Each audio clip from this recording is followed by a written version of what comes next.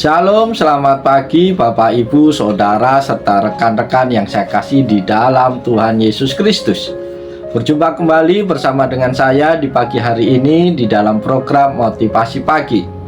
Firman Tuhan pagi hari ini terambil di dalam Yohanes 15 ayat 5 dan ayat yang ke-6 yang berbunyi demikian. Akulah pokok anggur dan kamulah ranting-rantingnya. Barang siapa tinggal di dalam aku dan aku di dalam dia, ia berbuah banyak. Sebab di luar aku, kamu tidak dapat berbuat apa-apa. Barang siapa tidak tinggal di dalam aku, ia dibuang keluar seperti ranting dan menjadi kering. Kemudian dikumpulkan orang dan dicampakkan ke dalam api, lalu dibakar. Amin. Bapak, Ibu, Saudara yang dikasihi oleh Yesus Kristus, hari ini saya ingin berbicara tentang hidup yang bermakna dalam Kristus.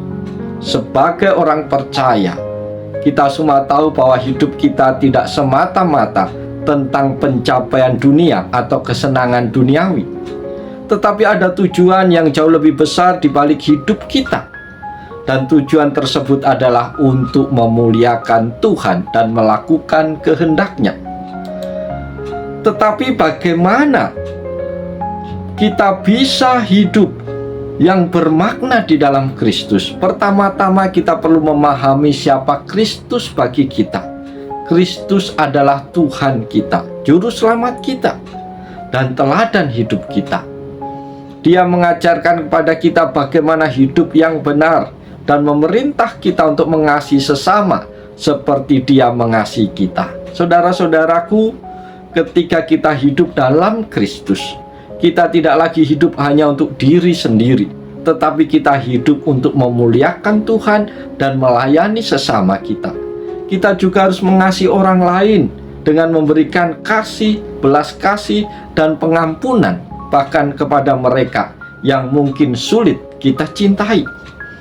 Saudara-saudaraku di dalam Tuhan Yesus Kristus, selain itu kita harus hidup sesuai dengan kehendak Tuhan.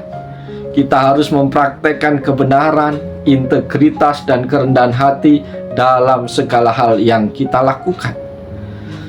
Ketika kita hidup sesuai dengan kehendak Tuhan, kita memuliakannya dan memberikan contoh yang baik bagi orang lain.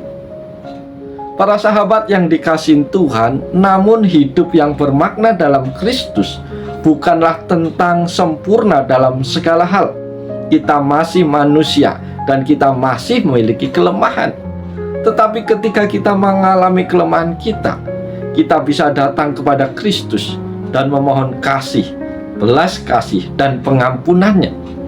Kita juga bisa datang kepadanya untuk mendapatkan kekuatan dan penghiburan ketika kita menghadapi cobaan atau kesulitan dalam hidup kita. Akhirnya, hidup yang bermakna dalam Kristus adalah tentang menjalani hidup dengan tujuan yang jelas dan komitmen untuk melakukan kehendak Tuhan. Kita hidup untuk memuliakannya dan melayani sesama. Dalam Kristus, kita memiliki hidup yang bermakna dan penuh harapan. Saudara-saudara, mari kita hidup dalam Kristus dan memuliakannya dengan segala yang kita lakukan. Mari kita hidup untuk tujuan yang jauh lebih besar daripada diri kita sendiri dan memberikan contoh yang baik bagi orang lain. Dengan cara ini, kita dapat mempersembahkan hidup yang bermakna dalam Kristus. Sebagai orang percaya, kita percaya bahwa hidup yang bermakna hanya ditemukan di dalam Kristus. Saudara-saudara terkasih, pagi hari ini saya akan berikan poin tentang hidup yang bermakna dalam Kristus, yaitu hidup yang bermakna dalam Kristus. Yang pertama, hidup dalam kasih Kristus.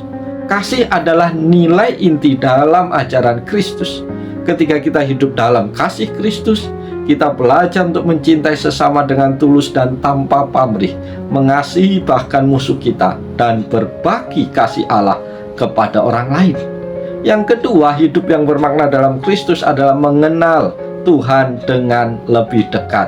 Saudara-saudara yang terkasih, hidup yang bermakna bisa ditemukan dalam Kristus ketika kita mengenal Tuhan dengan lebih dekat.